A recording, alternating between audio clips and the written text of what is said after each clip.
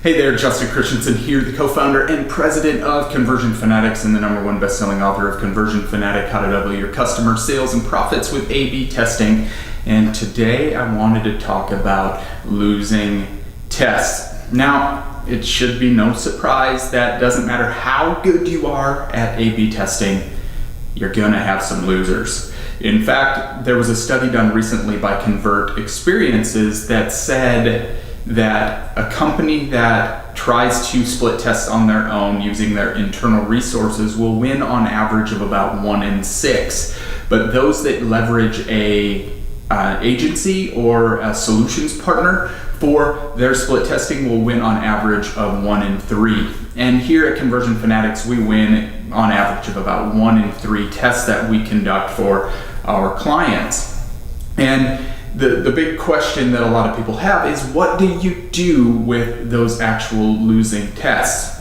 A lot of companies will go out there and they'll actually just make a list of tests that they want to test, or they'll just go out and randomly select and test some elements. So say they're going to test a button color today, then a headline tomorrow, and they're going to test an image the next day.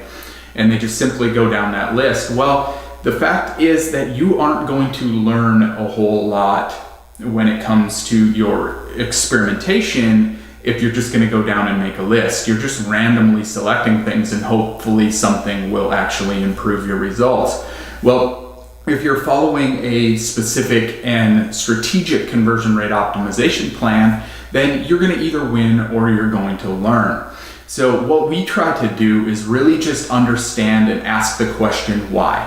We try to answer that question. So if you're going to test a button color today, why are you testing that button color, and why do you think you're going to get a specific outcome? So we create a test hypothesis, is what we call it, around why we're testing that certain element. So if variable, then result due to rationale, because we're going to test the button color. We think changing the button color will increase click-throughs on the add to cart because it adds some contrast to the page. So we really just try to understand those variables. And what happens is, if you don't lose that, if you don't win at that particular test, you're going to really want to comb through the data and understand why that case is. So maybe you showed a trending in the data, it started off and showed some promise early on, and then it ended up losing. Well, why is that the case? Well, maybe something changed in the traffic, or maybe something changed, but initially they liked it. And what we're trying to do with our experimentation is we're just really trying to confirm or prove or disprove any of our assumptions. And we're really just trying to understand what the visitors like, what they don't like, what they're paying attention to, what they're ignoring, where they're falling off in that process, so we can understand what holds the most weight in the eyes of the visitors. So do they actually care about the button color? Does it help increase the click-throughs, or doesn't it? Isn't that a big factor? Is our trust elements a big factor? Do the images actually matter? Do they actually care about reviews? Do they care about bestsellers or sale items? We're trying to just understand what's going on. So every test that we conduct, whether it wins or, obviously we try to win on every single test, but it doesn't always happen that way. But we use that losing test variables to really inform additional tests. So an example of that is, we had a test on a women's clothing store not too long ago that really, it was on mobile, and it showed some very good promise early on, but as we collected more data and gathered a bigger sample size, it actually ended up losing. But because it had some initial promise, we thought, well, we're on to something here. So maybe they just didn't like something specific about that particular test. And we went back and iterated on it and changed up a couple things as far as the strategy, and ended up increasing their mobile conversions by over 30%. All because we just didn't say, oh yeah, we had a loser, now what? Are we going to move on to test? We used that data to inform a future test, and we ended up improving their conversions by more than 30%.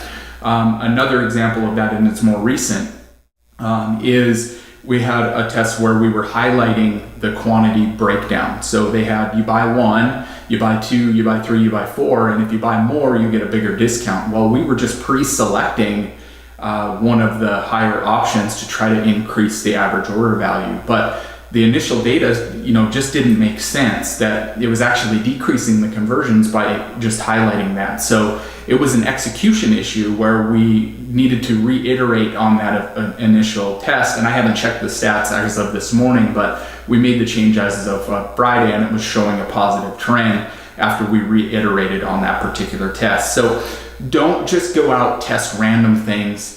Figure out, answer the question why, try to understand what your visitors like, what they don't like, what holds the most weight in the eyes of those visitors, and then use that to inform your additional tests. You're going to end up being smarter over the long haul. You're going to help your company better identify with your visitors' likes and dislikes. You're going to increase your conversions better and more, and hit more wins later on, and more impactful wins if you're just understanding that question why. So hopefully you enjoyed this video. If you did, be sure to share it so other people can benefit from it. Leave us a comment, and be sure to subscribe. And we'll talk to you again on another video. Thanks.